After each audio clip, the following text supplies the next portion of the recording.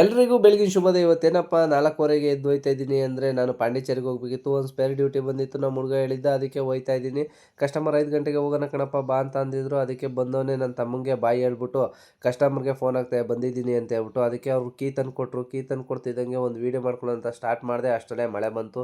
ಮಳೆ ಬೇರೆ ಸ್ಟಾರ್ಟ್ ಆಯ್ತದಲ್ಲ, ಏನಪ್ಪ ಮಾಡೋದು ಅಂತ ಯೋಚನೆ ಮಾಡ್ಕೊಂಡು ಅಲ್ಲಿಂದ ಸೀದಾ ಬಂದವನೇ ಬೆಳಗ್ಗೆ 6 ಗಂಟೆಗೆ ಕರ್ನಾಟಕ ಬಾರ್ಡ್ರನ್ನ ದಾಟಿ ಹೊರಟೆ. ಇಲ್ಲಿಂದ ನನ್ನ ತಾಯಿ ಮಡ್ಲು ಬಿಟ್ಟೆ ಅಂದ್ಕೊಂಡು ಸೀದಾ ಬಂದವನೇ. ಬಂದು ಮುಂದಕ್ಕೆ ನೋಡಿದ್ರೆ ಕಾಡು ವ್ಯೂ ಚೆನ್ನಾಗಿತ್ತು, ಬಟ್ ಭಯಂಕರ ಮಳೆ ಬರ್ತಾಯಿತ್ತು. ಮಳೆಯಲ್ಲೇ ಓಡಿಸ್ಕೊಂಡು ಹೋಯ್ತಾ ಇದ್ದೆ. ಅಲ್ಲಿಂದ ಸೀದಾ ಬಂದವನೇ.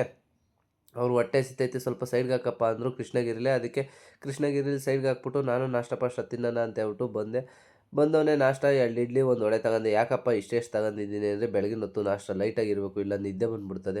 ನಾಷ್ಟ ಎಲ್ಲ ಮುಗಿಸ್ಕೊಂಡು ಆಚೆಗೆ ಬಂದರೆ ಮಳೆಗೂ ಅದಕ್ಕೂ ವ್ಯೂ ಮಾತ್ರ ಮಸ್ತಾಗಿತ್ತು. ನಾವು ಕ್ಯಾಮ್ರಾದಲ್ಲಿ ನೋಡೋದಕ್ಕಿಂತ ರಿಯಲಾಗಿ ನೋಡಿದ್ರೆ ಸಖತ್ತಾಗಿ ಕಾಣ್ತದೆ. ಸರಿ ಆಯಿತು ಅಂತ ಹೇಳ್ಬಿಟ್ಟು ಅಲ್ಲಿಂದ ವೀಡಿಯೋ ಎಲ್ಲ ಮಾಡ್ಕೊಂಡು ಅಲ್ಲಿ ಸೀದಾ ಬಿಟ್ಟವ್ರೆ ವ್ಯೂ ಪಾಯಿಂಟಿಗೆ ಬಂದುಬಿಟ್ಟು ನೋಡ್ಕೊಂಡು ನಿಂತಿದ್ದೆ. ಅವ್ರೇನೋ ಕೆಲಸ ಐತೆ ಅಂತ ಹೋಗಿದ್ರು.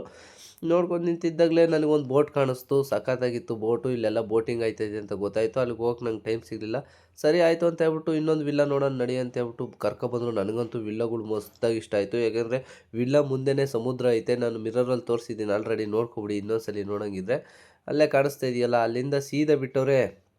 ಹೊಟ್ಟೆ ಸಿತೈತೆ ಅಂತ ಹೇಳ್ಬಿಟ್ಟು ಇನ್ನೊಂದು ಹೋಟ್ಲಿಗೆ ಕರ್ಕೋಗಿ ಮಧ್ಯಾಹ್ನ ಊಟನೂ ಬಿರಿಯಾನಿ ಮತ್ತು ಮಟನ್ ಚಾಪ್ಸ್ ತಗೊಂಡು ತಿಂದು ಅಲ್ಲಿಂದ ಬಂದು ಇನ್ನೊಂದು ವ್ಯೂ ಪಾಯಿಂಟಿಗೆ ಬಂದು ನೋಡಿದೆ. ಅದಕ್ಕಿಂತ ಈ ವ್ಯೂ ಪಾಯಿಂಟ್ ಮಾತ್ರ ಮಸ್ತಾಗಿತ್ತು. ಫುಲ್ಲು ಕಾಡು, ಅಲ್ಲಿ ಸಮುದ್ರ ಐತೆ, ಇನ್ನೂ ಏನು ಡೆವಲಪ್ ಆಗಿರಲಿಲ್ಲ. ಸರಿ ಆಯಿತು ಅಂತ ಹೇಳ್ಬಿಟ್ಟು ಅದೆಲ್ಲ ನೋಡ್ಕೊಂಡು ಅಲ್ಲಿಂದ ಸೀದಾ ಬಿಟ್ಟವ್ರೆ ಮನೆ ಕಡೆಗೆ ಹೊರಟವನೇ. ಸೀದಾ ಬಂದು ಬೆಂಗಳೂರು ಟ್ರಾಫಿಕಲ್ಲಿ ಕೊನೆಗೂ ಜಾಮ್ಗೆ ತಗಲಾಕೊಂಡೆ. ಇವತ್ತು ತಗಲಾಕೊಂಡಿಲ್ಲ ಅಂತ ಅಂದ್ಕೊಂಡೆ, ಬಟ್ ನಮ್ಗೆ ಅದು ತಪ್ಪಿದ್ದಲ್ಲ ಅಂತ ಹೇಳ್ಬಿಟ್ಟು ಅಲ್ಲೇ ಕಾಯ್ತಾ ಕೂತ್ಕೊಂಡು ಅಲ್ಲಿಂದ ಸೀದಾ ಬಿಟ್ಟು ನಮ್ಮ ಹುಡುಗಂಗೆ ಫೋನ್ ಮಾಡಿದೆ ಬಾರಪ್ಪ ಅಂತ ಹೇಳ್ಬಿಟ್ಟು. ಅವ್ರ ಮನೆಗೆ ಡ್ರಾಪ್ ಮಾಡಿಬಿಟ್ಟು ನಮ್ಮ ಹುಡುಗಂಗೆ ಕರ್ಸ್ಕೊಂಡು ನಾನು ಮನೆ ಕಡೆಗೆ ಹೊರಟೆ. ಈ ವಿಡಿಯೋ ಇಷ್ಟ ಲೈಕ್ ಮಾಡಿ, ಶೇರ್ ಮಾಡಿ, ಸಬ್ಸ್ಕ್ರೈಬ್ ಮಾಡಿ.